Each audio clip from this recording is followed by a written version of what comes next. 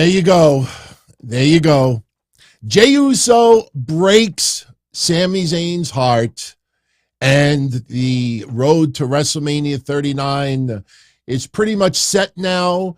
Kevin Owens and Sami Zayn versus the Usos for the Unified Tag Team Championships. Now, at the end of Raw tonight, you saw Cody Rhodes come to the rescue of Sami Zayn. That is because not just yet. Friday, maybe next Monday on Raw, that is when Kevin Owens and Sami Zayn will finally form the allegiance, and they will do whatever is necessary to take down the Usos and the Bloodline at WrestleMania. I don't, put it this way, if you looked at the clock, I don't think any of us expected at 10:58 p.m. that Jey Uso was going to turn on Sami Zayn, but kind of gave you a little bit of Godfather vibes. Remember, Fredo, you broke my heart. Remember the Kiss by Al Pacino? The only difference is, if you think about it, Sami Zayn didn't fuck up. So it's almost like maybe Fredo ended up kissing Al Pacino, and Fredo was the one that took Al Pacino down. It's not the way it went down in The Godfather, but totally unexpected tonight. If anyone out there that thinks it was rushed, please, because I'm already seeing people throwing it out there like, oh, it just feels so abrupt. Oh, I mean, people got used to the scenic route regarding this storyline. We don't have many. Listen, we had this discussion over the weekend. In fact, I think it was last night that we said either tonight or Friday at the latest, you were going to see Jey Uso break Sami Zayn's heart. It was perfect. It was exactly what was needed. Listen, Paul Heyman just did an interview, and I want to give you the name of the interview, the place where he did it. It was the SI Media Podcast, and he talked about Sami Zayn. Gave a lot of compliments to Sami Zayn, and I'm going to bring this up now because it has to do with Jey Uso as well, and maybe even Jimmy Uso. And if you think about it, probably everybody involved in this storyline. Paul Heyman admits that never in their wildest dreams did they ever think that Sami would get this far with the Bloodline storyline. Not a knock on Sami Zayn at all. But he said that there were times where they gave Sami Zayn crumbs, not intentionally, but he had small little moments, and he took those and he ran with it. And, Paul Heyman also discusses, you look at Sami Zayn's innocent reaction to some of the things that went down with the Bloodline when he got the shirt, and, a few things like that connects with the fans. But he said something in the end that, I hate to use this comparison, but I think most of you will understand why I say this. Have you ever seen, it's now a TikTok video, but have you ever seen the clip of Paul Heyman on stage doing a Q&A, and he's asked about fans who think that Chris Benoit should still be in the Hall of Fame? And in about 90 seconds, Paul Heyman just totally destroys the argument. Not being, terrible or vicious, but just putting it in a way that you really cannot argue with it. All right. Paul Heyman in this interview talking about Sami Zayn said something that honestly in about 90 seconds time, he totally shredded the argument that Sami Zayn should be facing Roman Reigns at WrestleMania, or at minimum a three-way. When he talks about Sami Zayn, he says that him losing to Roman Reigns, this is very important, him losing to Roman Reigns is, the end result is now his worth is far more, has a bigger fan base, and sells more merchandise than ever before in defeat. Sami, remember when we said that night that in defeat, Sami actually won? But Paul Heyman also said another sentence right after that. He says, his loss to Roman Reigns, Sami is worth more than he was before, has a bigger fan base, sells more merchandise. That's the whole object of what we do. At the end of the day, WWE is not about cake and ice cream. That it's not just as long as everybody goes home happy, that's all that matters. Of course, that's a big part of it. You satisfy your customer is likely to return. But the idea is this is a business. WWE wants your money. WWE wants you to buy merch, go to events, buy subscriptions. WWE wants your business. They don't just, listen, of course they want the appreciation and the compliments online. But when everybody is complimenting, but people aren't actually spending the money, there's a big difference there. That's what this business is about. In the end, it's about maximizing. It's about getting over as much and making money, And that's why the whole argument with Sami Zayn in defeat, he won. Being stabbed in the heart tonight by Jey Uso is going to mean even more at WrestleMania when Kevin Owens and Sami Zayn win those tag titles. And I say one other thing. You look at this entire Bloodline storyline. Is there anybody who you feel, now listen, it's been a couple of years. So obviously, you look at individuals from a couple of years ago to now, obviously there's progression. But when you look at this storyline, Jey Uso, his worth has, I don't even think you put a number on it. Jey Uso has arguably turned out, in my opinion, and trust me, I'm a bigger fan of Sami Zayn and I'm a fan of Roman Reigns now, and I love everything that has gone down. But I think truly people would make the argument that if you had to choose an MVP in this storyline, it's got to be Jey Uso. Because Jey Uso, at odds with Sami Zayn, is part of why the fans felt even more sympathy for Sami Zayn. When Jey Uso suddenly aligned with Sami Zayn, something that we never in a million years would ever think would happen in this story. And it was believable. They ended up making sense out of it. Jey Uso sold it like $1 million. Now, Jey Uso, because it's about family. It's about family. It's about blood in the end. Yes, family fights, but in the end, family is everything.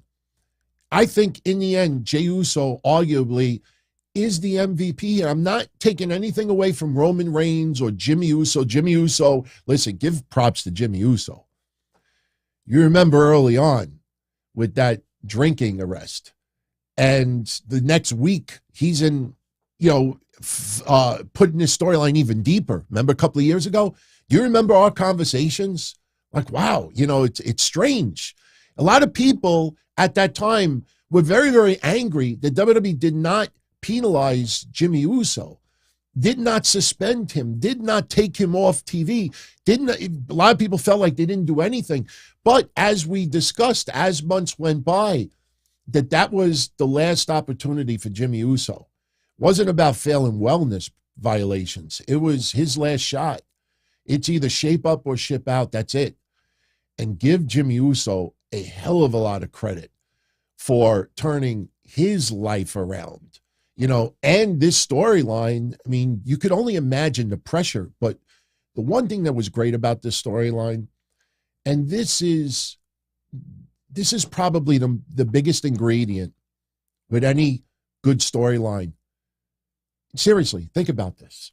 You think of any spectacular storyline, even one that involves a faction, one of the most important ingredients is that everybody involved are having fun. And it comes across that these guys are having the time of their life. When we talked about it a couple of weeks ago, when Sami Zayn chair-bashed Roman Reigns, and then you heard the crowd, fuck you, Roman, fuck you, Roman. Remember Roman looking around, probably saying to himself, we got him. We got him. This is exactly what we were gunning for. That's what it's all about. These guys, it comes off like they're having fun. Sure. In storyline, we're not supposed to think that Jey Uso and Sami Zayn are feuding with each other. We talked about it even in AEW. People refuse to accept the fact. But some people that MJF is feuded with, he is friends with, you know, and that asshole from the Jacksonville Jaguars putting that ridiculous photo up at that time with the stadium stampede, whatever that shit was at the time. You know, we don't need to be reminded that this is entertainment. But these guys come across on TV that they are having fun. And when you have fun at your job, it makes it easier to do. It doesn't even feel like a job sometimes. I mean, these guys travel up and down the road. They are out there to please. I mean, you see these little videos that are popping up on social media of Roman Reigns trolling little kids at ringside, giving them the eye multiple times during the matches, and, you know, still being a heel, but connecting, you know, little things like that.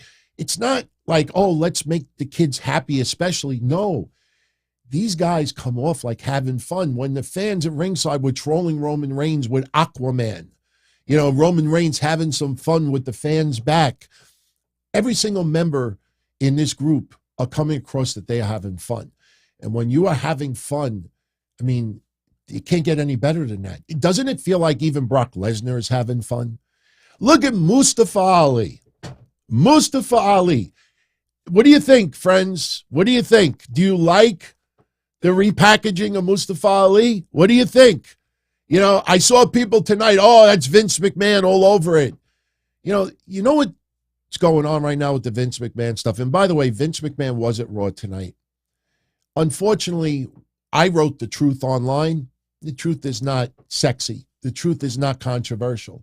People would rather make you think that Vince is back to fuck up creative so it could piss off everybody, and then you get 1,000 people that'll either comment on your post or show up on your podcast or something so everybody could say, fuck you, Vince. You couldn't fucking stay away. Fuck you, Vince. And meanwhile, Vince McMahon there today had nothing to do with creative at all. But the majority out there don't want to hear that truth. But Vince McMahon was there today.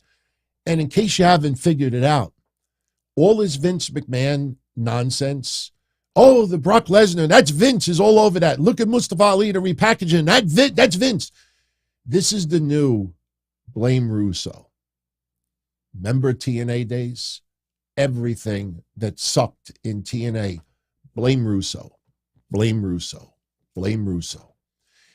As years went by, you would find out, you know, listen, I'm a fan of Vince Russo.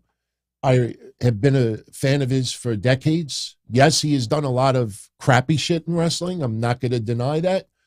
But he got blamed for everything that went wrong. And as years went by, you would find out, oh, he actually didn't have anything to do with this. He didn't have, well, he still sucks. Look at all the things he did.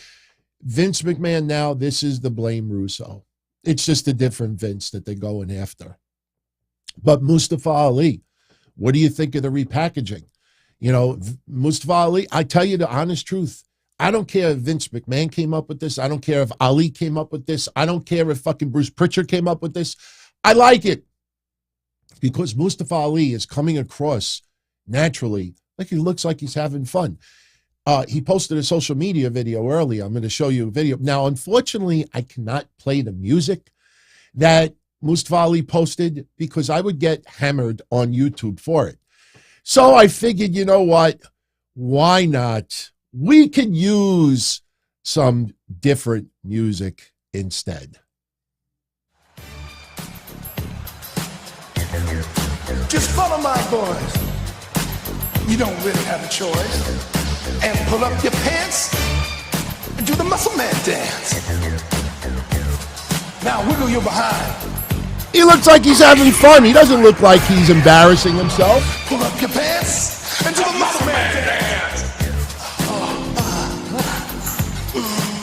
All right, that's enough. You know who he reminds me of? You know who he reminds me of? Older fans will appreciate this. He reminds me of the Vertebreaker, Sugar Shane Helms. Not the Hurricane, Sugar Shane Helms. Tell me that isn't Shane Helms from WCW when he was in 3 Count. That is Shane Helms. Honestly, you put him side by side. He looks like he's having fun. Listen, I know the popular thing is to complain and shit and bash things. But, I think at the end of the day, when we're having fun, I think that feels good. There's an old phrase, losing, what is it? Losing is worse than, or losing tastes worse than winning. I don't know. I don't remember. You know the phrase. I'm just, someone in the chat's going to correct me on it. I can never get it right. Someone in the chat will correct me, but the losing, the negative is what seems to stand out more than anything. But I think at the end of the day, especially going into WrestleMania season, coming off of AEW Revolution, which ended up being strong from top to bottom, I think right now, I think it's pretty damn good to be a wrestling fan right now. So I don't know. You let me know what you think about Mustafa Ali's change, his repackaging. I'm fine with it. I don't think he's embarrassing himself. So, we'll see what happens. But with that, by the way, congratulations to Solo Sikoa. In case you're not aware of it, last week he got married. I'll show you a couple of photos. There you go. He got married to his bride. What's her name? Do I have her name? I think I do have her name. Her name is Almia Williams. They got married last week. That is one of the pictures of them with the family. There you go. Here's another picture. Them with the Usos. I couldn't find any pictures of him with Roman Reigns. But, hey, just look at it like this. We're getting to see Solo Sikoa smile. Doesn't happen all that often. And by the way, have you noticed this weekend, Solo Sikoa, a little bit of history. These are the first two singles losses since he's been on the main roster. Now, Solo Sikoa has not been pinned yet. But over the weekend in a house show, he lost to Kevin Owens on a DQ. And tonight, he also lost to Kevin Owens on a DQ. So Solo Sikoa now getting a couple of losses under his belt, but he still has not been pinned. He hasn't been pinned. But you know what? Congratulations to Solo Sikoa. And, hey, apparently he's not even on a honeymoon yet. No honeymoon yet. And look, it's WrestleMania season, so no days off when you think about it. All right. In no particular order, let's talk about a couple other things tonight with Raw. Because Raw tonight, as far as a push to WrestleMania, this might have been the best Raw in years. In years when it comes to pushing WrestleMania. We've had go-home shows, for WrestleMania, and night afters are different. But, this tonight progressed so many big matches. And the one that obviously everybody is talking about is John Cena and Austin Theory.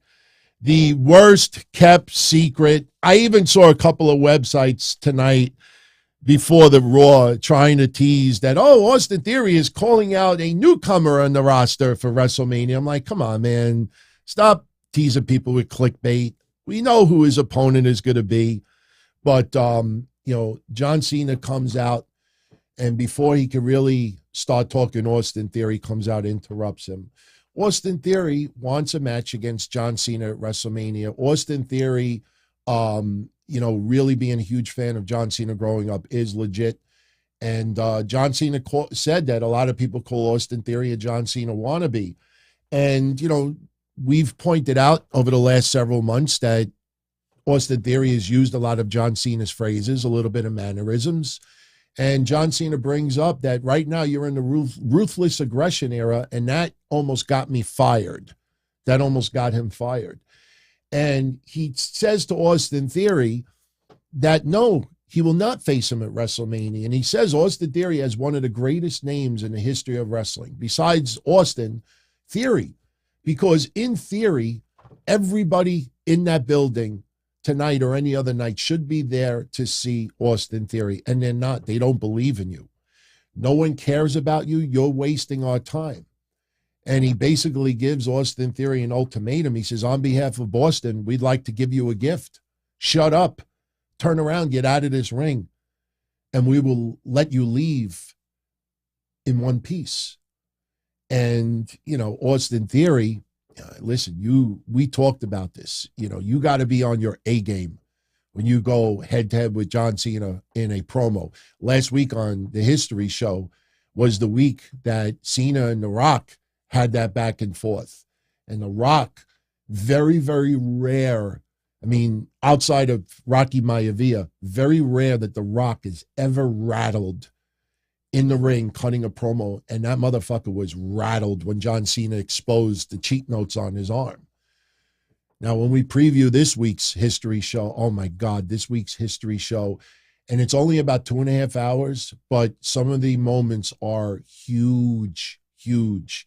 But Austin Theory now is given a mic, and Austin Theory said a few words earlier on, but now John Cena has really given it.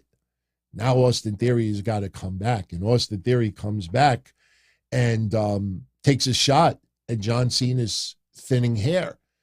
And he says, I'm not going anywhere, just like that bald spot on your head. So John Cena takes his hat off, shows the bald spot, and he says, I'm proud of the senior circuit, baby. Baby! And then Austin Theory says, your shirt says never give up. But, John, are you giving up? The hat says respect, but where's your respect for these fans, John? Where's the hustle? Where's the loyalty? Where's the respect? And then Austin Theory says to the crowd, do you want to see me versus John Cena at WrestleMania? And everybody is yelling yes.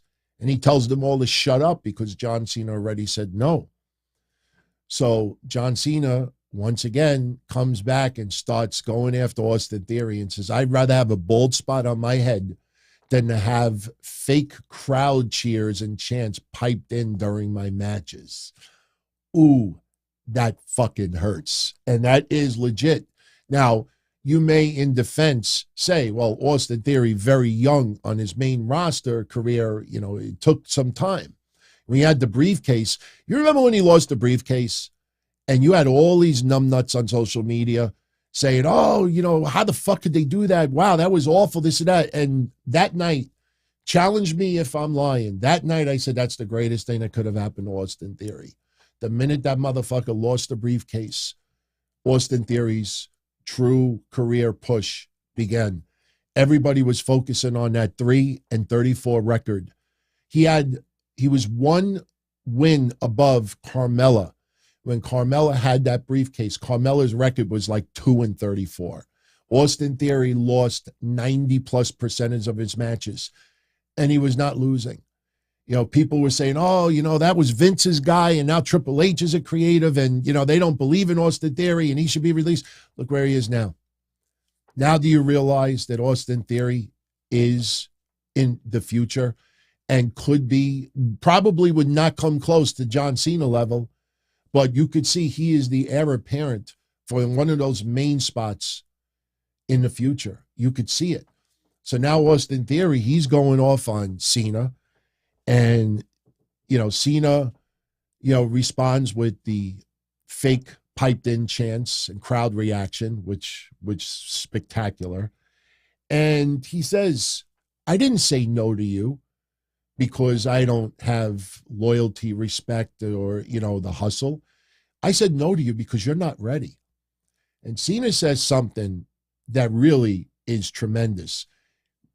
And I guarantee you some of you out there are flashing back to John Cena versus Roman Reigns. It certainly feels in a lot of ways similar. John Cena says, if you lose against me at WrestleMania, you lose everything.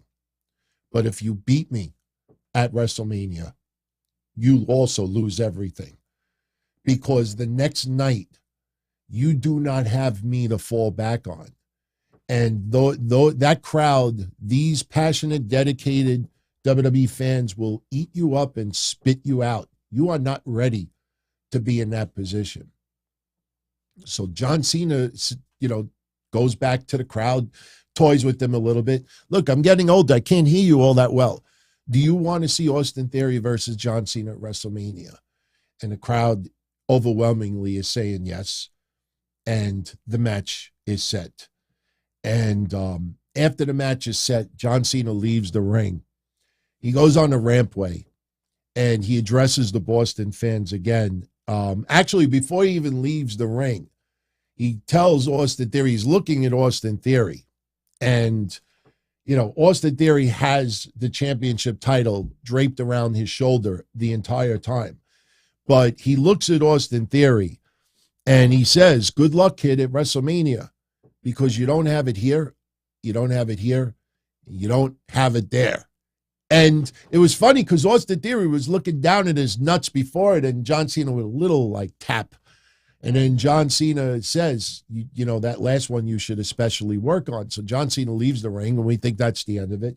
He goes on a rampway, and he says, Boston deserves to see someone who is ready for WrestleMania, because you're not ready for WrestleMania. And John Cena brings out Cody Rhodes. Cody Rhodes and John Cena sharing a little bit of a hug. There's your seal of approval. Cody Rhodes, WrestleMania, and spectacular moment. Loved every minute of it. And Devin, thank you for your 25 months being a channel member. He points out that WWE, inputting the crowd noise as well. Listen, that's been going on for decades. And WWE is not the only one that does it. ECW is probably the only big promotion that didn't do it, because technologically they just didn't need to, if you really think about it, but they didn't even have the capabilities of doing that. But all promotions do it. AEW does it, WCW does it, TNA does it, WWE, or Impact Wrestling, I should say. But to point it out publicly, that is a nice cheap shot. But the back and forth was tremendous. And, it did go a little longer than expected. It did break into the women's segment later on. Hopefully people don't lose their shit, like last time. Got cut a little bit short. Trish Stratus really didn't get an opportunity to say all that much. She was interrupted by Damage Control's music almost immediately, and they had the confrontation. And, this match is going down at WrestleMania. Props to all the people out there that are still insisting that we were going to get Ronda Rousey and Shayna Baszler getting a tag title match at WrestleMania. They moved from Kai and Sky to say, oh, no, they're going to face Lita and Becky Lynch. Yeah, sure. Then what the fuck is Trish Stratus returning for? What, Trish versus Bayley one-on-one? It's not a bad match, but no, this was about, a memorable moment, Hall of Famers history. We don't need to discuss it again, but every single person in that match, this is something that they're going to take with them and cherish for the rest of their lives. They're going to bottle that moment, and no one could ever take it away. But, the Cena Austin Theory segment went a little bit longer than was planned. So we'll get to Seth Rollins and Logan Paul in a minute, but I definitely want to mention this. As we said earlier, Vince McMahon was backstage at Raw tonight. And look, I posted it early on social media.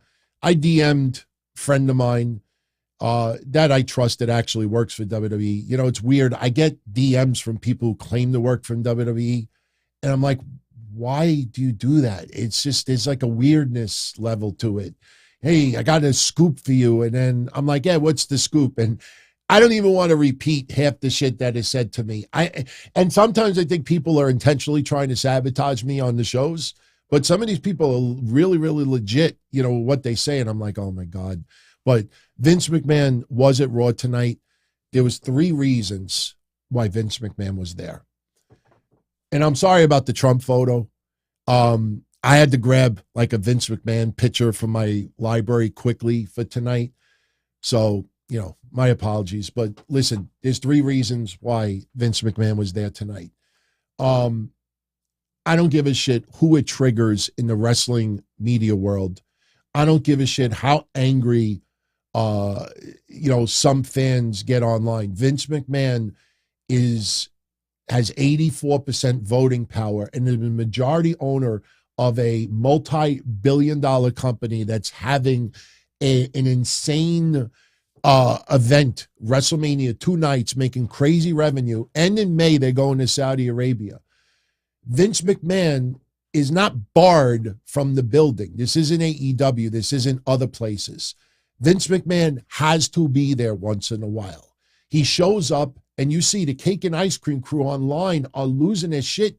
That's why maybe putting the Trump picture was a good thing to do, because, you know, when Trump used to be on TV, you'd see what would happen. I mean, I don't blame people for being angry, but people losing their shit because Vince is there. Vince was not there to fuck up creative. Vince was there for 3 reasons. Number one, WrestleMania 39 is happening in less than a month, and some things needed to be discussed today. Number two, he is very, very close friends with John Cena. And I guarantee you, you will read news reports tomorrow that after Raw tonight or after John Cena's appearance, that Vince McMahon and John Cena went out, maybe got something to eat, went for coffee. Remember Vince's birthday party in Manhattan last year? Who showed up? Pat McAfee, The Undertaker, I think Steve Austin, John Cena. The funny thing is, if you want to see something interesting, if you do a Google image search, type in Vince McMahon, John Cena, okay? Of course, you'll get a bunch of pictures of Vince McMahon and John Cena, but you will get something else. You will get a plethora of photos of Vince McMahon outside of wrestling with various people within WWE. And when you look at these photos as they pop up periodically, what you will notice is it's almost the same people over and over and over and over and over again. Undertaker, Brock Lesnar, John Cena, Steve Austin. I mean, just over and over and over again. And when you look at it like that, and I didn't even notice, but I was looking for a good photo with Cena and Vince McMahon. I couldn't find one. But as I'm scrolling through it, I'm like, wow, you know, this is interesting. When you do that specific search, you will see repeatedly, you know, the group, and you could see like who is in Vince McMahon's inner circle. John Cena is one of them. So that is another reason why Vince McMahon was there tonight, to see John Cena. And they were definitely getting together after Raw tonight. The third reason actually has to do with Saudi Arabia and executives.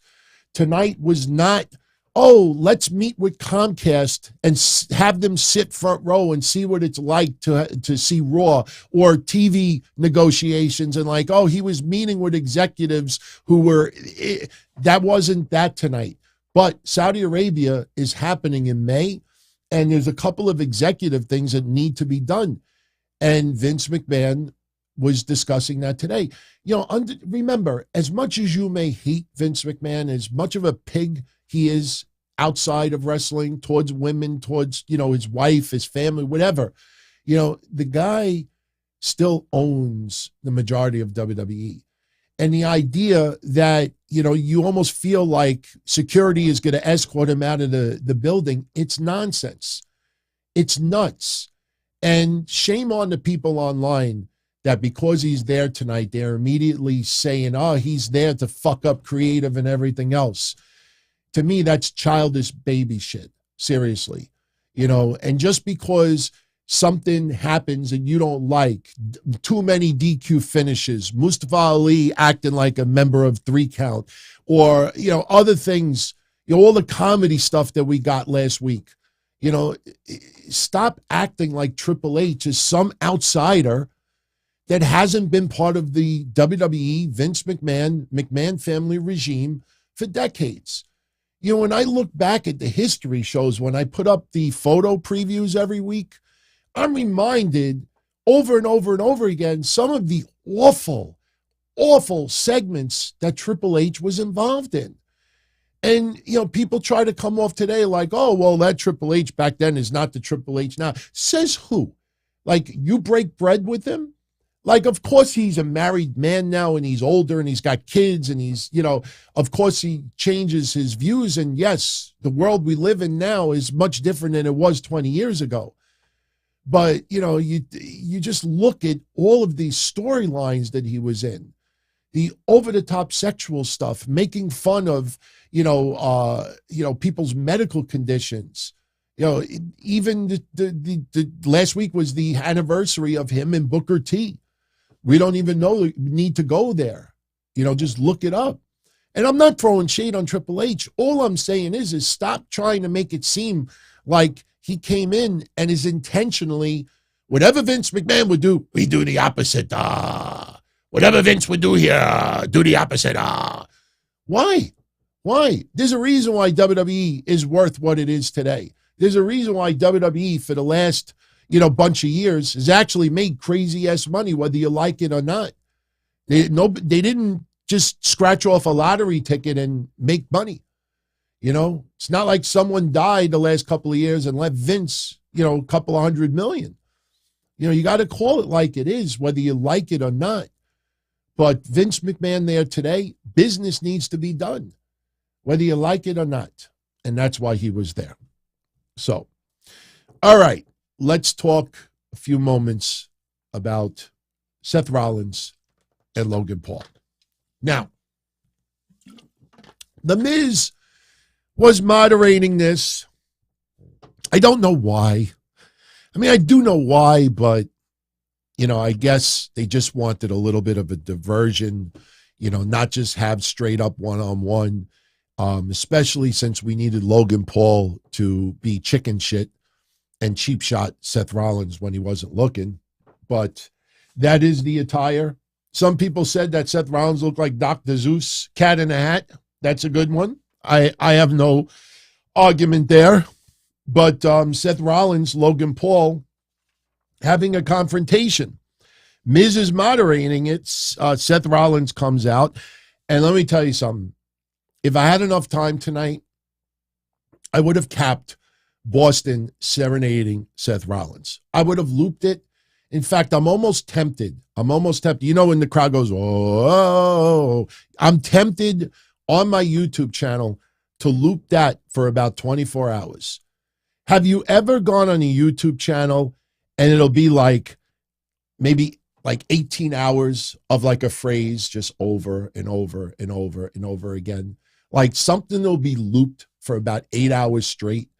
And it just and people click on it. Anyway, I'm thinking about making a video, which is just audio, obviously. And it's 24 hours of just that sound effect over and over and over again. But Boston serenaded Seth Rollins tonight like nothing that we have seen before. I mean, look, buildings have shown their love and appreciation for Seth Rollins, but this went on and on and on. And it got to the point where even Logan Paul is like, look, this segment has a time limit. Shut up. Unfortunately, that kind of does the adverse effect. You're a heel and you tell the fans to do something, they do the opposite. I.e., yesterday at Revolution, they were passing out a piece of paper to the fans. Don't call the Guns the ass boys. They want you to do it more. They want you to troll the Guns even more. That's why that's put out there. When you're a heel, you put in a request. The fans psychologically are supposed to do the opposite. So Logan Paul is in the ring. They're serenading.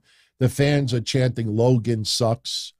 Later on, they're chanting, fuck you, Logan. Fuck you, Logan. And it's not being censored out. WWE lowered the volume a little bit, but it wasn't censored out. And Seth Rollins, he wants to just beat the shit out of Logan Paul. And they're throwing insults both ways. Logan Paul saying to Seth Rollins, I'm on my way in, you're on your way out. What I accomplished in 1 year, it took you 20 years to do. I'm better at this than you are. And if you were me, you wouldn't like me either. So Seth Rollins calls Logan Paul a fraud.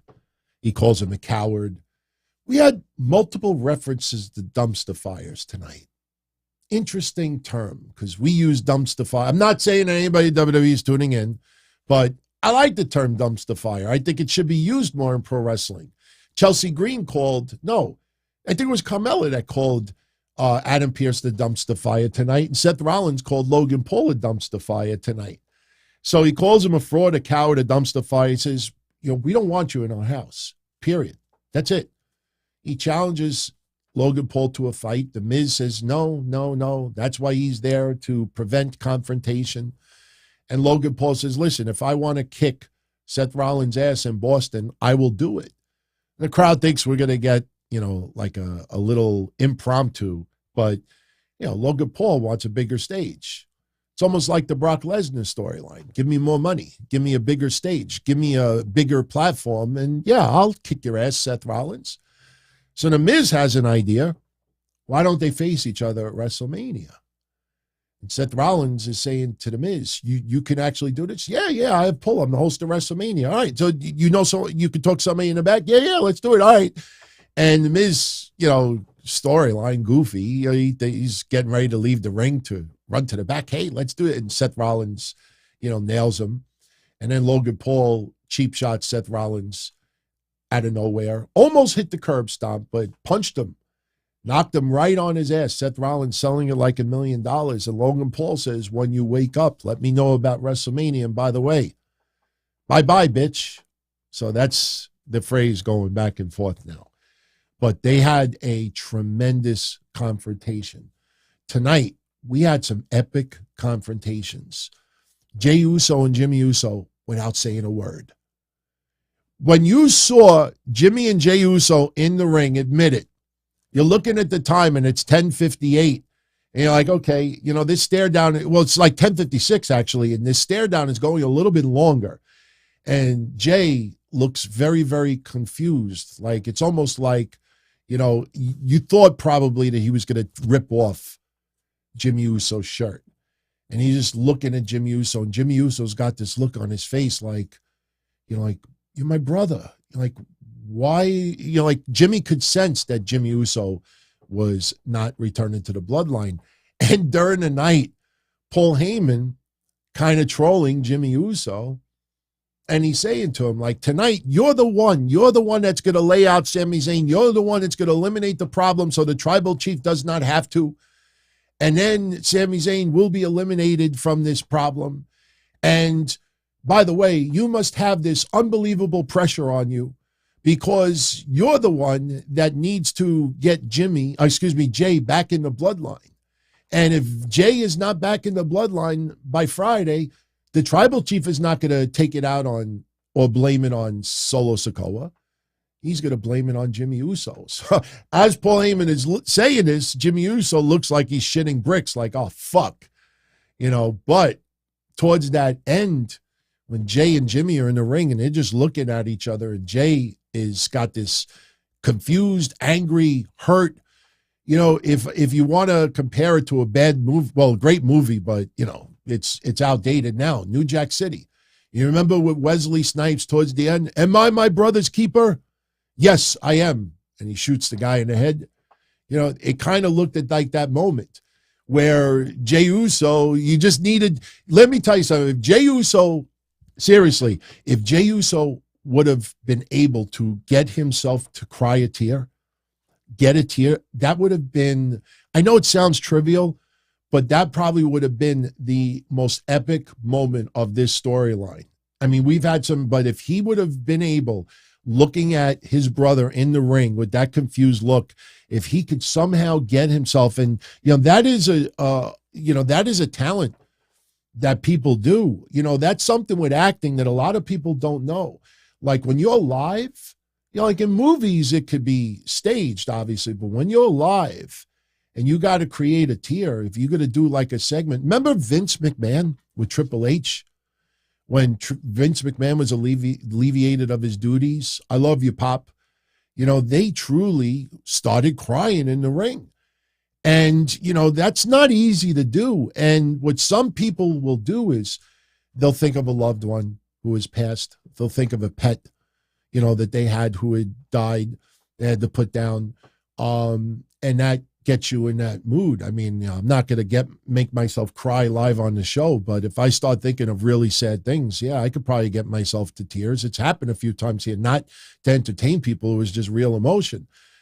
But, that confrontation tonight, John Cena and Austin Theory, Seth Rollins and Logan Paul, the women's was a little bit rushed for obvious reasons, but it did enough. It did what it needed to do. Because later on in the night, as I showed you earlier, Trish Stratus, Becky Lynch, and Lita come out. Before Trish could really say anything, Damage Control's music hits. They have a stare down in the ring. We see the WrestleMania logo in one of the camera shots. And then, the veterans, could we call the Lita, Trish, and Becky the veterans? I'm not trying to insult them, but Team Extreme, didn't they use a different term last week? Well, anyway, the women's tag team champions and Trish, they got the best of Dakota Kai and Io Sky, and Bayley was left in the ring by herself. That did look kind of corny. Obviously Bayley needed to help enhance that a little bit. Bayley like running right into Lita's punches and Trish's punches and Becky, and then Bayley goes out of dodge. And there's your 6-woman tag team match at WrestleMania. So tonight did an incredible job of building big matches for WrestleMania. Yes, Trish Stratus looks outstanding. She's not extremely old. And look, I hate to use this as a cheap plug, but I'm going to do it anyway. And this week, I don't even need to show a synopsis, because the last couple of weeks, I actually showed the synopsis for it. But this week, I'm only going to show you some photo previews of this week in wrestling history. And as you can see, it is a wild week. And a lot of these audio moments you will hear. You won't just hear me talking about it. This is this week in history where Vince McMahon made Trish Stratus strip in the ring and bark like a dog. Probably top 5 worst moments in WWE Raw history. I think we would all agree to that. This week in history, we had that creepy moment where Goldust was looking up Roddy Piper's skirt. Obviously, the huckster and the nacho man.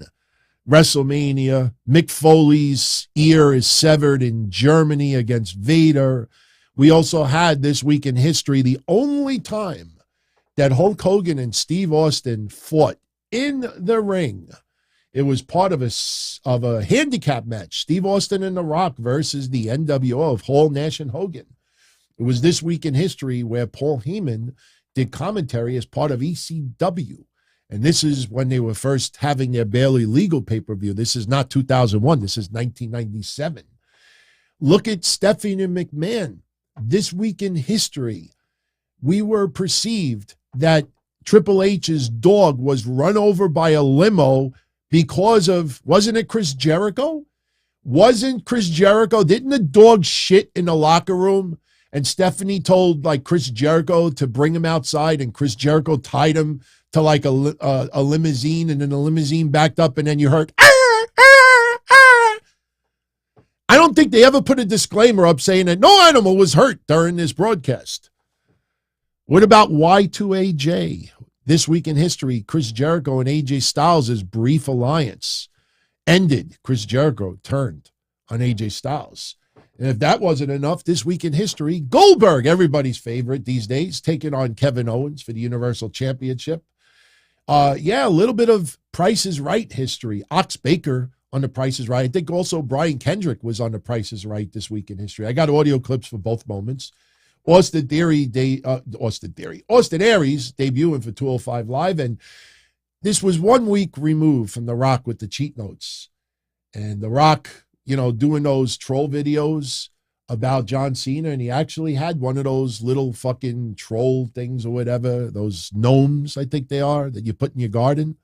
So I don't even need to read you a synopsis. Just look at those photos and you see how awesome this week in history is. That episode will drop tomorrow around 6 o'clock. Might drop it a little bit earlier because I got a few things to do in the afternoon, but you will definitely get that episode dropped tomorrow. All right. We'll get into a couple of match results tonight. Also, Carmelo Hayes wrestled on Main Event, so I'll give you some results there too. Liv Morgan was in New York City today. And honestly, it looks like Liv Morgan, but almost non-recognizable. Would that be kind of fair? Scream 6 is coming out in movie theaters. I know a lot of the hype was that Rosemary of Impact Wrestling was going to be walking the red carpet, which is cool. I'm not shitting on it. But also Liv Morgan walked the red carpet tonight for Scream 6. And I got a late photo that I'm going to share with everyone. She looks like someone else. I can't put my finger on it. She looks like someone else. And, yeah, Liv Morgan looks a lot different, all dolled up and, a little extra makeup, but she looks like someone else. I can't put my finger on it.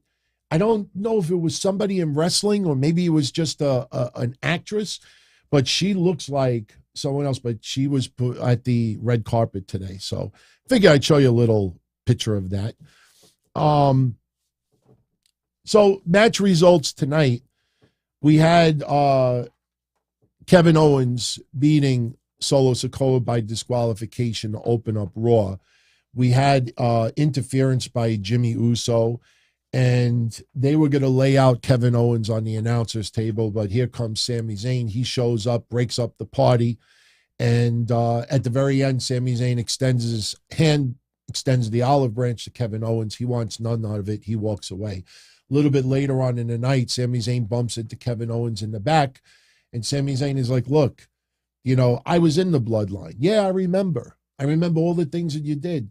And Sami Zayn is like, look, we can't take down the bloodline by ourselves. But together, we don't need the team. We don't need to ride together. We don't need to be friends. But us together, we could take down the bloodline. Kevin Owens is not interested. That's why Cody Rhodes came to the save to close out Raw tonight. Because we're not at that moment yet where Kevin Owens caves in and realigns with Sami Zayn. Not just yet. Friday will probably be the day that it happens, if not next Monday at the latest. Because as we said on last night's show, by next Friday, they got to do a contract signing if they decide to do one in the ring for that match at WrestleMania. Bobby Lashley, I have a feeling we're going to find out that its segment with Bray Wyatt tonight was cut from the show because of John Cena going long also. Early on, Bobby Lashley is just looking at the camera, and he said that Bray is not a man. He showed up on SmackDown to meet him face to face, to face him like a man, and instead he sends some guy wearing a mask, to the ring. And Bobby Lashley just says, what is it going to take for you to face me man to man? And we see that logo flash on the screen. Unfortunately by now, I don't think it has the effect that it used to. It didn't faze Bobby Lashley at all, but we really didn't get, much progression on that. So my assumption is Friday will be the day. Friday will be the day that this really takes an advancement. Carmella, with a backstage promo, she complains about Adam Pearce. She almost hints the same match that we complained about right before Elimination Chamber. She thinks that the match that she had against Bianca Belair should have been that if she wins, she gets into the WrestleMania main event. It almost felt like, if Bayley and Becky Lynch, one of them win, they get to put in the Elimination Chamber for a possible opportunity to. So Chelsea Green shows up, and they're mutually complaining about Adam Pearce. And it was funny because Adam Pearce shows up, and he hears them talking about him, calling him a dumpster fire, and he just turns around and walks the other way. They don't even know that he was there. But Chelsea Green forming that alliance with Carmella, which is something that we talked about for a while, and I like it. And later on, we had Bianca Belair beat Carmella. Chelsea Green was at ringside. After the match was over, Chelsea Green goes to attack Bianca Belair. Asuka makes the save. And it was funny in slow motion. Asuka had the mist. She goes to spit it in the face of Carmella. Carmella moves out of dodge. And in slow motion, she spits the mist in the face of Chelsea Green. And if you looked at it, of course you don't want Chelsea Green. It's just water and food coloring. But honestly, who the fuck wants someone spit in their eye ducts? Did you see the controversy that came out about masks, that it didn't prevent COVID? That they came out with some major studies with hundreds of thousands of people that the masks did not prevent COVID because you could still get COVID through your eye ducts. You have germs on your hands. Like washing your hands was probably the best way to combat it. And of course, you don't want to be in somebody's face. So I'm sure Chelsea Green just doesn't want saliva and a bunch of food coloring sprayed in her eyes. But when they did it in slow motion, you see Asuka spitting the mist and you see Chelsea Green go like this. And then she's like, she closed her eyes, I think, a little bit early. But it was funny to watch it on the replay. So next week we get Bianca Belair versus Chelsea Green. Look, Chelsea Green, it's going to take a little while. It's going to take a little while. But there's no denying Chelsea Green and Carmella as a team, tremendous, tremendous. Because their annoyances as a cohesive unit, you know, they're, listen, I'm not throwing shade on Carmella. I definitely, you know, appreciate what she does, and she's great at what she does. She's not the most polished wrestler out there, and she never will be. But I think, you know, them splitting the amount of time in the ring, splitting the amount of time in the segments, bouncing off of each other, you know, would it be like, you know, like reminiscent of teams from yesteryear, you know, like think about Michelle McCool and Layla, was the name? Like, I'm not saying that they would be as good as them. I'm not saying that at all. But they were annoying. You know, even think of what's the tag team that recently left? Billy Kay. Billy Kay and the other one. Gee, I'm drawing fucking a blank right now. See, I always wanted to, you know, like erase them from my memory. Cool. The Iconics, yes, the inspiration. You know, it could be something like that. They might be like a little bit of a better version of the Iconics. Peyton Royce is excellent. Billy Kay was the one that always needed, you know, more improvement. And Billy Kay, you know, actually did. She actually, I think, fire was lit a little bit extra under her ass when they were let go. But they could be like a combination of Cool and the Iconics, you know, because that annoyingness, and Chelsea Green actually could work. Carmella's not that bad, you know, so. All right. Piper Niven over Nikki Cross. Not much there. We had, which I thought was a really stupid segment, Elias and Rick Boogs in the back. And Elias basically tells like Rick Boogs to go up to Bronson Reed, challenge him to a fight. And then somehow it ends up that, you know, the challenge was made towards Elias. And next week, Elias is going to take on Bronson Reed. He's probably going to get squashed like a grape. And I don't know. That segment tonight, if you're going to kill a segment, I would have killed that. You could have put that on WWE's Twitter account. Like, oh, during Raw tonight, this happened. You know, I don't think that was needed for television. It was not very good. We also had Finn Balor taking on Johnny Gargano, Shades of NXT TakeOver. And it was an excellent match. Judgment Day is at ringside. And towards the end of the match, follow me, and you'll see why this worked beautifully. Johnny Gargano takes out Dominic Mysterio. No Ray tonight, but it wasn't needed. But Johnny Gargano takes out briefly Dominic Mysterio at ringside. So Finn Balor then gets the upper hand, lays out Johnny Gargano, drop kicks him into the corner turnbuckle, and Finn Balor climbs the turnbuckle, I guess, do the coup de grace. So soon as that happens, Edge's music hits. So now Dominic is laid out. So Dominic still hasn't come, you know, back to his senses.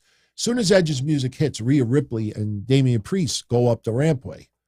They're standing on the rampway like, all right, yeah, I dare you to try to run down to the ring. Problem is, Edge came in from the crowd.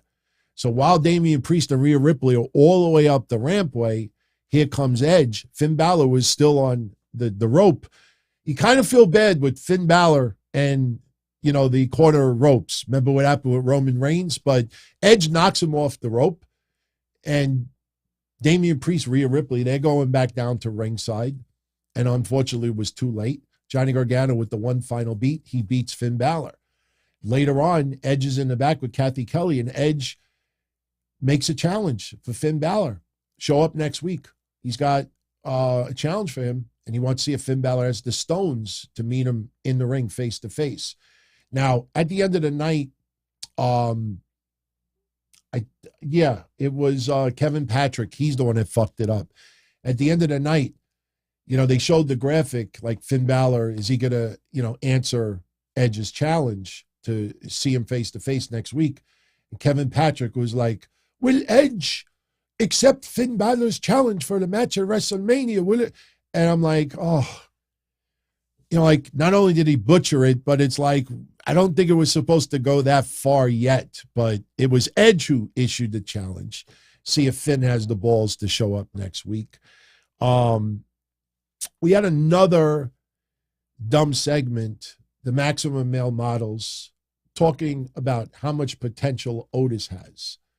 And Otis is shown in the background with Chad Gable, and Chad Gable's doing the Hulk Hogan pose, like flexing and doing this. And Baron Corbin shows up. And it was funny because it was funny because Baron Corbin thinks that the Maximum Male Models are talking about him, about having potential. And as Baron Corbin is talking, Massey is like, oh, ew. Listen, I know the gimmick is awful, but their shit tonight was funny.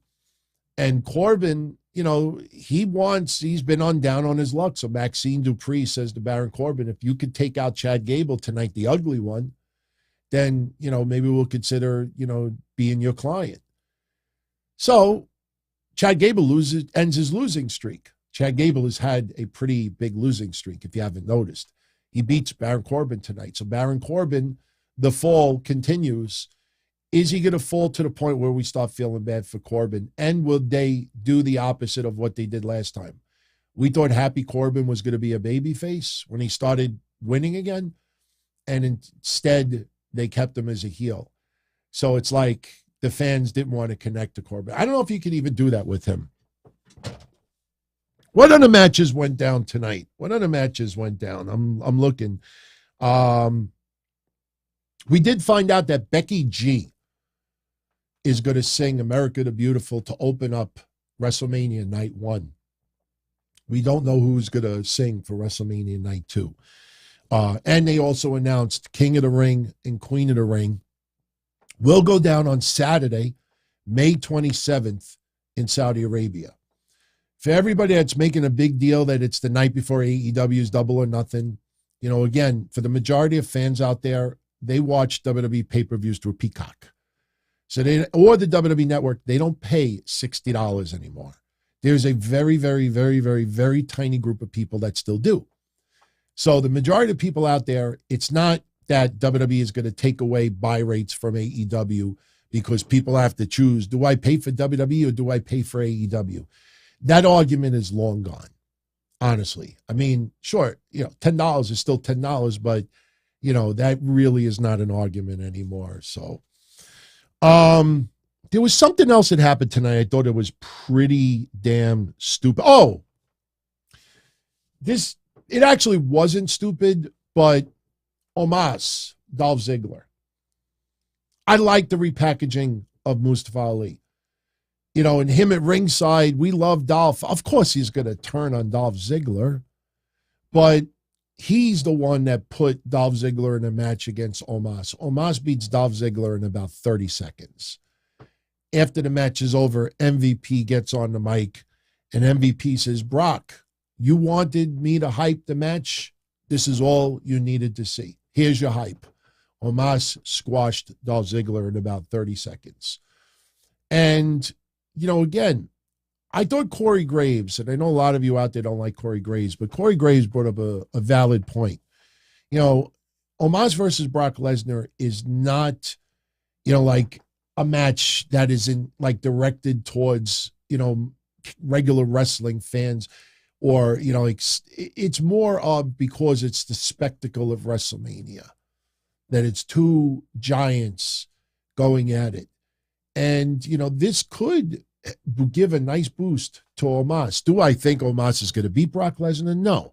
But, he put on a good performance against Braun Strowman in Saudi Arabia. And, Omos, at some point, we got to give him the benefit of the doubt. After the match against Braun, I think he has earned the right for us to at least look at it with an open mind. Did I want Brock versus Omos at Mania? No, not at all. But this is what we're given. We're going to have 15 plus matches between the two nights. I mean, this might be one of the early matches on the shows. I wouldn't even be surprised if it opens up one of the nights of WrestleMania. And Brock, 3-minute match out of there, made his appearance, 2 Bohemians going at it. And, that's what it's designed for. This isn't like storyline building. It's not about, it's just 2 giants facing each other. It's an attraction. Brock Lesnar is going to be at Mania. That's it. I don't think it's that big of a deal. So, I think that pretty much was your episode of Raw tonight. Next week, Bronson Reed versus Elias, Chelsea Green versus Bianca. Finn Balor will answer Edge's challenge. And obviously, we are going to get the continuation of the build between Cody Rhodes and Roman Reigns. Don't know if Roman Reigns will be on Raw next week, but I think Brock Lesnar will be back. John Cena, I don't know if he'll be there 2 weeks in a row, but especially that they were in Boston, that's why they brought him tonight. And again, everything that went down tonight really, really gave a nice boost for WrestleMania. So I'm a little surprised. We ended up talking about Raw for almost an hour. I mean, we also discussed a few other things, but all right, check this out. A couple of ratings tidbits. And by the way, today was D-Day for MLW at the court. Take note of all the cake and ice cream crew that ignored it today because they don't want to throw shade towards Court Bauer. But today was D-Day for Court Bauer. Tomorrow I will know if he actually filed the appeal in court. I don't think that they were going to give him a continuation, in the legal system. And that's why I talk a little bit additional about the legal process, even when we talked about Sonya Deville on Saturday and we talked about Graves' law and everything. When you get the right to an appeal, a loss in court, you can't keep extending the appeal.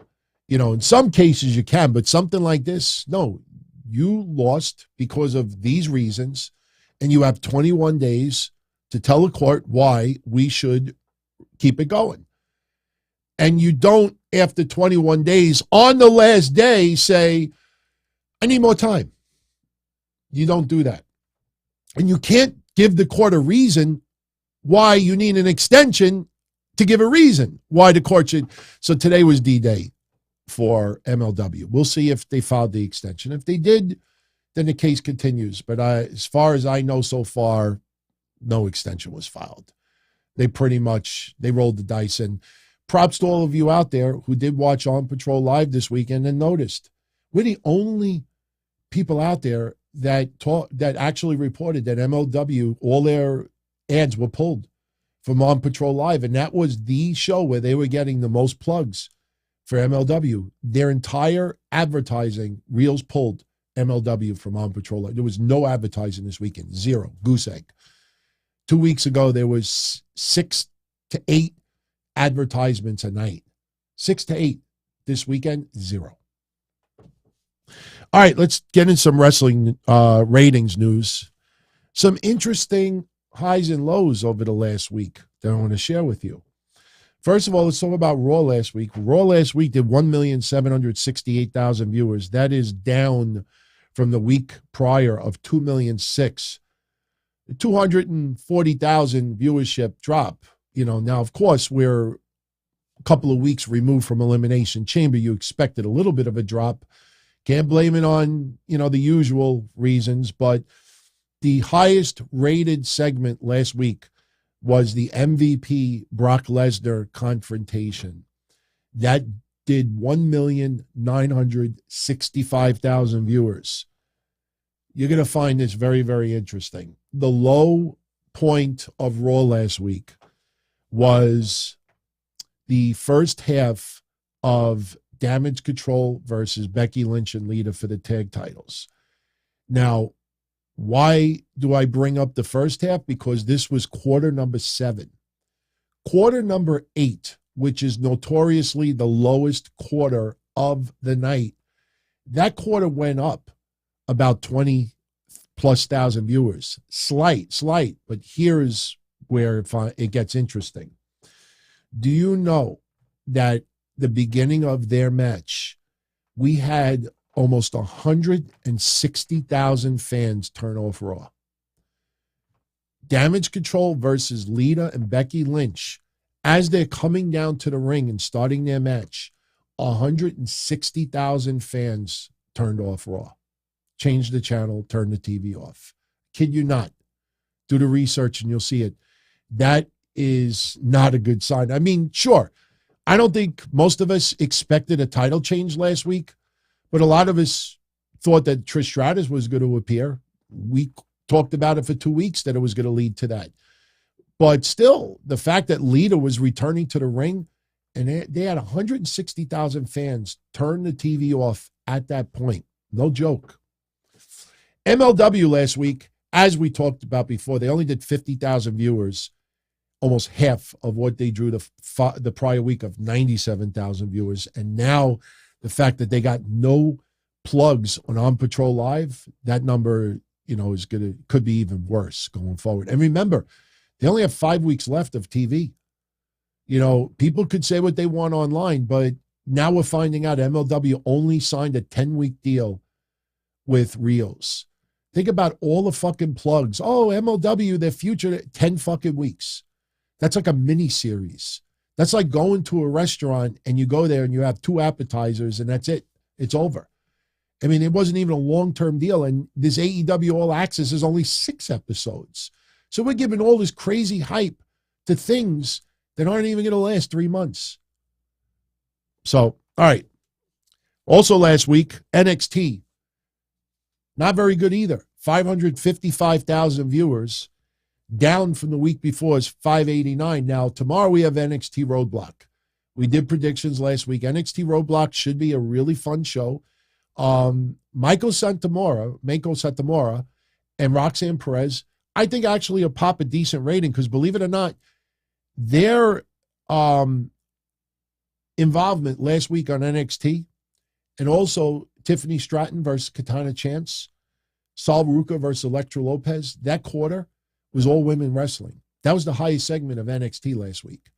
NXT, friends, if you feel that NXT is focusing a lot more on women lately than anything else, you are right. And there's reasons behind it. That was the highest quarter last week. It did 589,000 viewers. The lowest quarter of last week, the lowest segment, believe it or not, Tyler Bate versus Carmelo Hayes. It only did 478,000 viewers. And it wasn't even close. It was by far the lowest segment on NXT last week. I don't think it's necessarily Carmelo Hayes. I just think that fans in droves they haven't clicked with Tyler Bate. Tyler Bate is uber talented, but he hasn't clicked like Ilya has clicked with a lot of fans. They main evented last week, and that was the worst segment, not even close.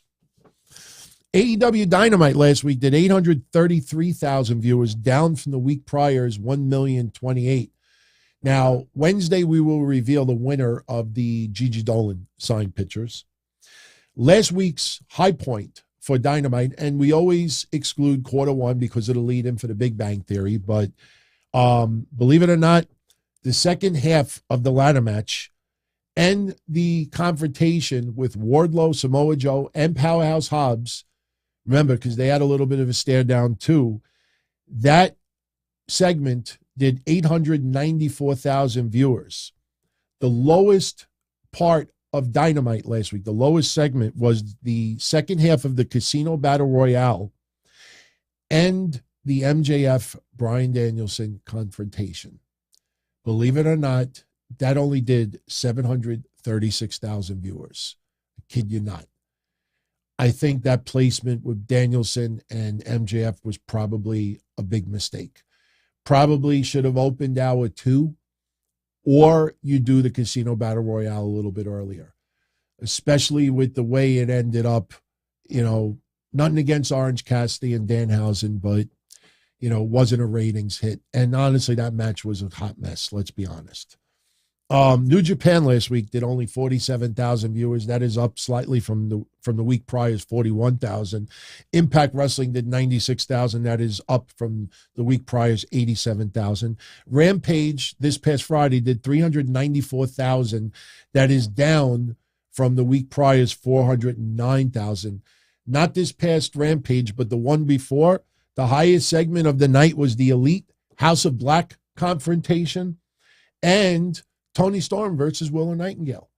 So props to them. They did 422,000 viewers. The lowest segment of Rampage was Action Andretti versus Sammy Guevara. It only did 379,000 viewers. And finally, SmackDown last week did 2,451,000 viewers. That is up from the week prior's 2,408,000. The week prior, because SmackDown only happened Friday, so we don't have the quarter-hour breakdowns. Those always have to wait an extra week. But the week prior's high point in the night, the Charlotte Flair, Dominic Mysterio confrontation, that promo exchange with Rhea Ripley towards the end of it. That segment did 2,526,000 viewers. The lowest segment of the night, Rey Mysterio versus Karrion Kross, did 2,332,000. Now, to be honest with you, that's not that bad, because if you look at SmackDown's show, the rating was pretty consistent the entire show. You didn't have any big peaks. You didn't have any huge drops. So even though Cross and Ray was the lowest of the night, wasn't that low. So SmackDown, out of everybody, SmackDown does the best job of maintaining their audience throughout the night. Yes, 2 hours is definitely a big part of it compared to Raw's 3 hours. But out of all the shows that we just talked about, SmackDown does the best job maintaining their viewers. They do a spectacular job with that. All right. One last thing before we start taking it home, and I got to give a special super shout out to somebody in a moment. Ronda Rousey. This past Friday on SmackDown, they were teasing an arm injury, and as a result, we didn't get the tag match between her and Shayna Baszler versus Natty and Tegan Nox. Instead, we had a one-on-one with Tegan Nox and Shayna Baszler. Ronda Rousey had apparently a strain, muscle strain. And they don't want to take any chances of her aggravating it further going into WrestleMania. So since the match wasn't a top priority for SmackDown last week, they decided to change it to a one-on-one. Listen, we talked about it on Saturday. When you watch the end of it, and Shayna Baszler is not breaking the hold on Tegan Nox, and Tegan Nox is writhing in pain, and they still quickly cut to the back. That should have given you an idea that the SmackDown they didn't really care that much about that segment. So, all right. I want to give a special shout out to Misfit Thor. Thank you for the 5 spots. So thankful for your show. My family's been without power for 4 days. Jesus, because of the storms in southern Kentucky. Keep up the good work. I had no idea that shit was going on. Kentucky. I know there was storms like in Texas. There was a little bit of worries that it was going to come this way. I think there was some tornadoes that went on. But, man, 4 days without power. I give you props, man, that, you got, power for the phones and everything. I mean, I'm sure in that neck of the woods you got, like, big battery backups and generators and stuff. I mean, my dad has a generator, and he's got these crazy battery backups. And I'm sure some of you out there are admitting of doing this. Like, even though you have power, sometimes you just, for the hell of it, you will connect to an external battery just to see how long you could run something. No joke. I have an external battery connected to all of this. So if I got a power outage, I mean, as long as my internet doesn't go out, if the power went out, as long as I had internet, I could still continue the show for probably at least another half an hour. I have a battery backup for my mixer. I got it for the computer. I got it for everything. So that's why, thank God, we have not had any incidents. If anybody goes back with me 15, 20 years, especially in the Minority Report days, how many times are we doing a show and then you get the blue screen of death? And then because, I don't have an autosave, my computer reboots and the show is lost. We had at least a dozen times where we lost the show because I got the blue screen of death. And when the computer rebooted, the audio was gone. So Misfit says 80,000 homes were without power. Jesus. Wow. Hopefully the worst is over. I guess, I don't know what the temperature is like over there, but hopefully it's not bitter cold. I don't think it is. You're probably 50s and 60s, which is still cold. But, yeah, man, don't kill all your battery for the shows over here. Like, I'm not going anywhere, so you can always check this out in the replay. But you know what? I appreciate it because, you know, checking out shows is a nice escape from everyday bullshit. Believe me, I do tune into some other people's podcasts out there, you know, to give me an escape. You know, I certainly don't watch my shit back. You know, sometimes I'll do it to just like evaluate things. But thank you for that, Misfit. By the way, Foco sent me this mystery box. I kid you not. And I am going to shout them out tomorrow. And you will see that they will respond with, oh, you're very welcome. They sent me a mystery box. That's not the only one. And they sent me this giant one. So I originally was going to open them tonight. But I think what we'll do is we'll open them on Saturday. And if there is something really cool in here, if there's more than one, then we'll do a giveaway on Saturday. The way this feels, I mean, this is big. So I don't know what is in here. I have not opened it, but it feels like there's multiple items. Remember, they gave us last time those multiple Bray Wyatts. We got a whole bunch of Funkos of Paul Heyman. That was from WWE. So we got 2 big boxes. Few people are like, oh, that's fucked up. You don't open it now. All right, I'll open the box. I honestly wasn't going to open it. You like my dog, Razorblade?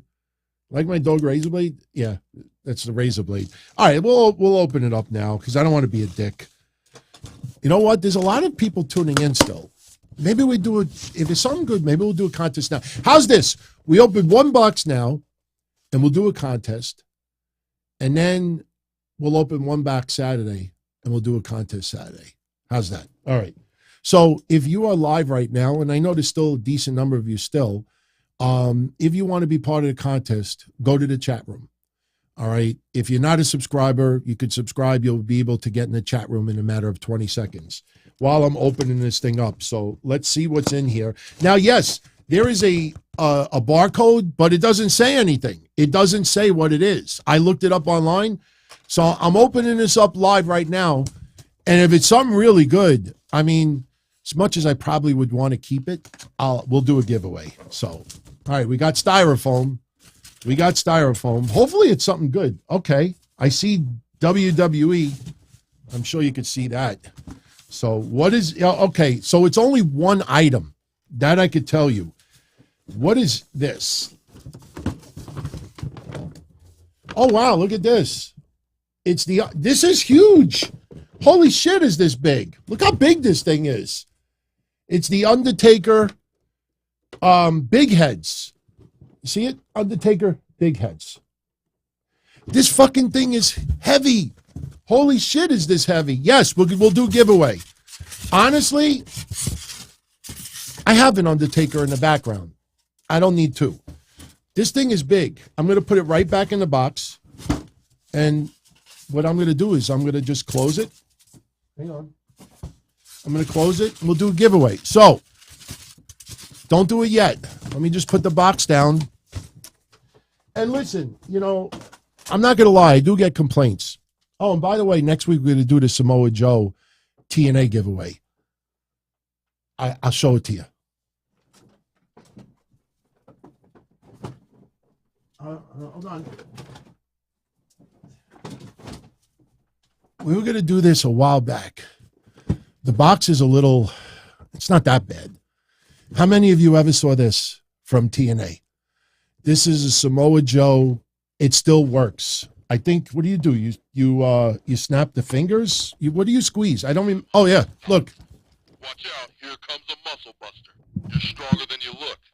Ah! Time for the Kikina clutch. Watch out, here comes a muscle buster. He doesn't say, oh, is catering still open?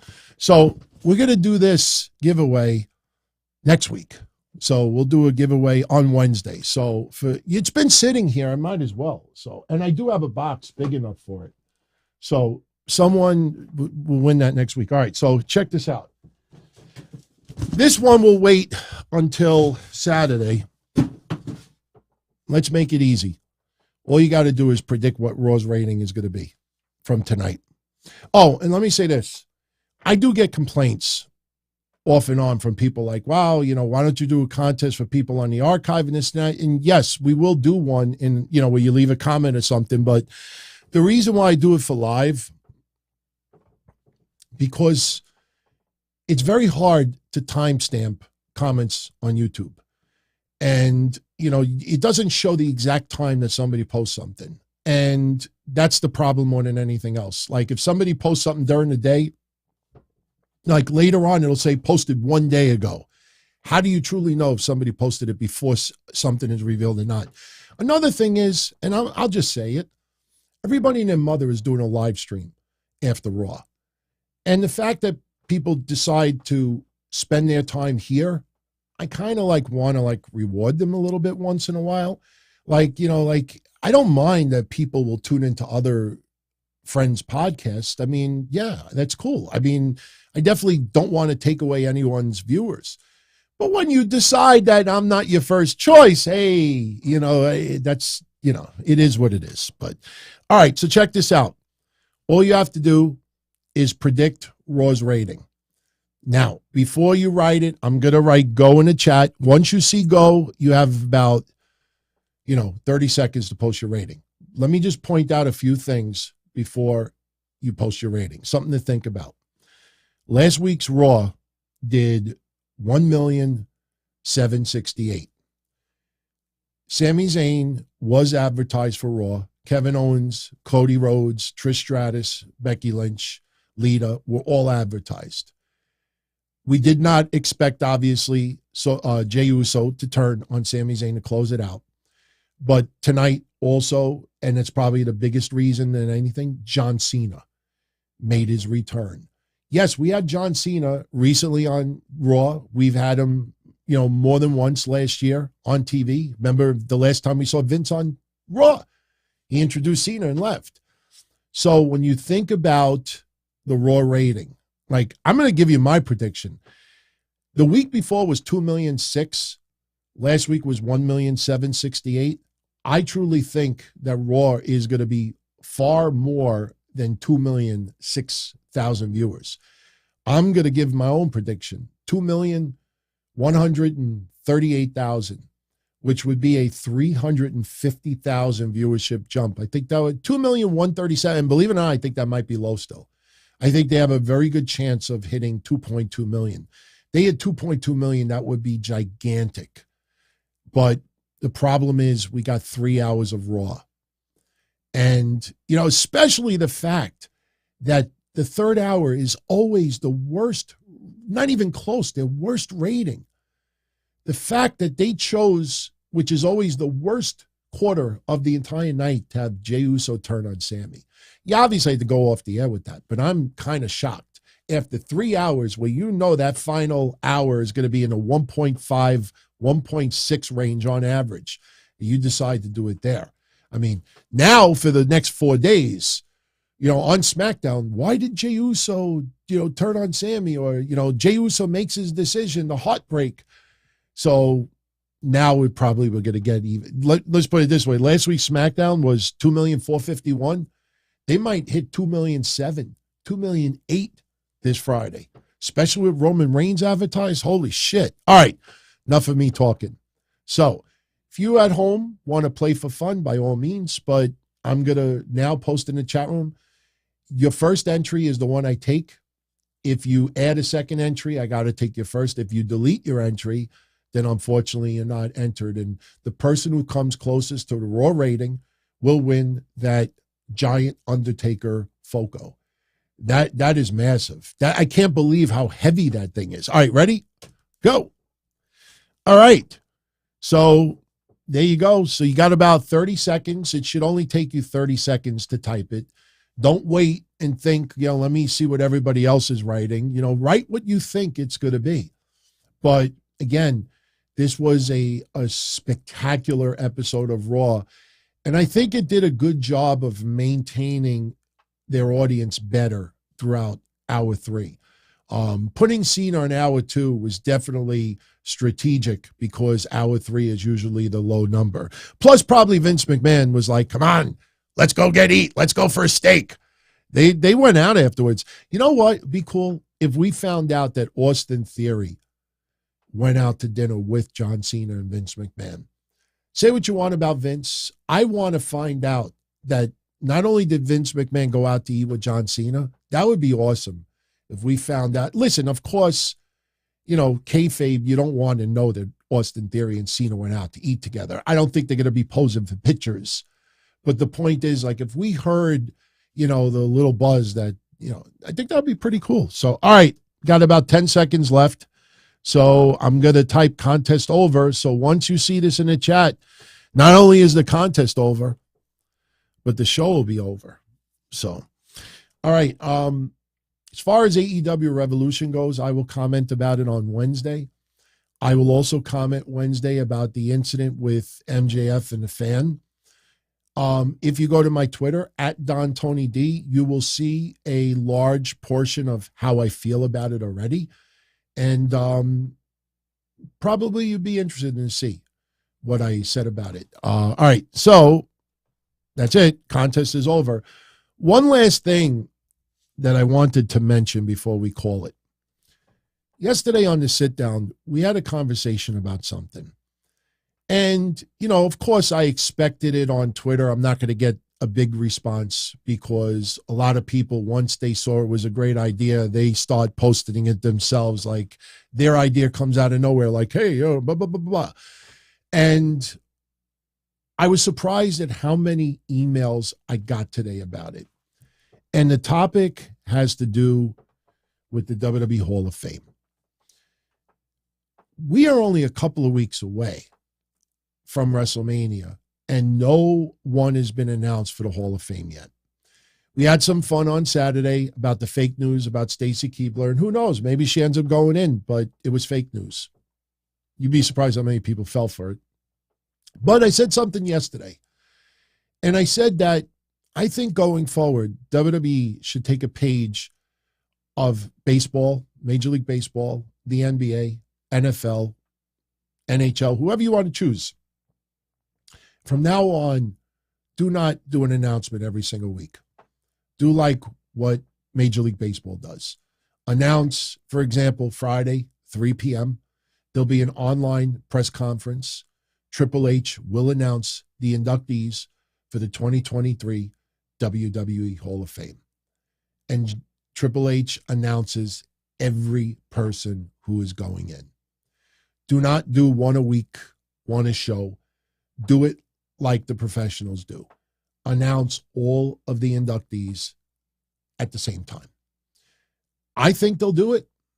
And listen, am I claiming to be the first person to think of this idea? No. I'm sure others have thought of this idea before. But I did find it funny of some people out there who I know tune into my show on a regular basis. And I saw them on social media today. I counted at least 8 of them where people were talking like, I can't believe they haven't announced them in the Hall of Fame. I was thinking, I got this idea that maybe WWE should announce them all at the same time, like baseball. And I'm like, man, I hate to bring his name up, but if Jason Solomonster would have posted that online, I would have had a bunch of people going on my show and saying, oh, well, DT, Jason brought up that idea already. But when it comes to me, no love whatsoever. Like, people don't say, hey, you know what? I was checking out Don Tony yesterday. Don Tony had a good idea, blah, blah, blah, blah, blah. No, it's like, oh, they have an idea. I find it cute, but at the same time, though, it's like, whatever. So, let me know what you think about that idea. I think that's the way they should go from now on. Start doing it every year. Press release. I think Friday afternoons are great. I think they could lead into SmackDown later on, as Triple H announced earlier today that the following inductees are put in WWE Hall of Fame. And they could have graphics already. They could have a little video package if they want to turn it into a half-hour deal. I don't even think you need to do video packages. I think they just prepared a graphic and they announce each inductee and you just show a picture of them on the screen. If you want to do like a 2-3 sentence synopsis about their highlights of their career, you could do that. But I think WWE should seriously do that from now on. So, all right. I'm going to jet out of here. I hope everybody enjoyed the show. So if you enjoyed it, you know what to do. And big shout out to everyone. As always, thank you for the support. Makes what I do that much more fun. Like I said earlier, talking about the bloodline and, people in wrestling, even Ali earlier today. You could sense when someone is having fun at what they do. And I think it just makes the experience of what we are watching that much better. Tell me it doesn't feel right now that the climate is not necessarily social media, but as far as wrestlers go in AEW, in WWE, even Impact Wrestling, tell me that it doesn't seem like people are just having a much better time, seem to be having a lot more fun. That's why when you read these reports, several WWE stars are very, very upset that they're not getting an opportunity at WrestleMania. Yeah, no fucking shit. That's been going on since the 80s. That's not even news. Like, why even throw shade like that? So, all right, everybody, I'm out of here. Much love. I will talk to you all soon, and you all take care. Be well. As far back as I can remember, I always wanted to be a podcaster. For me to live any other way was nuts. To me, those goody-good people who worked shitty jobs for bum paychecks and took the subway to work every day and worried about their bills were dead. I mean, they were suckers. They had no balls. If I wanted something, I just took it. I ran everything. I paid the bills. I paid the hosts. I even paid the masked maniac. Everybody had their hands out. Everything was for the taking. We always called each other good fellas. You would always hear from somebody. You're gonna like Don Tony. He's all right. He's a good fella. He's one of us. But if you're part of my crew, nobody ever tells you they're gonna get rid of you. It doesn't happen that way. There weren't any arguments or curses like in the movies. See, your haters come with smiles. They come as your friends, the people who've claimed they care the most for your life. And now that's all over. And that's the best part. Today everything is different. There's lots of action. I don't have to wait around for everything like everyone else. Oh, I didn't get the vaccine? Fuck you, vaccine me. Oh, your delivery guy has COVID? Fuck you, feed me. Right after I moved here, I ordered egg noodles and ketchup, and I got spaghetti with meat sauce. I'm no longer an average nobody, while they get to live the rest of their lives like a bunch of schnooks.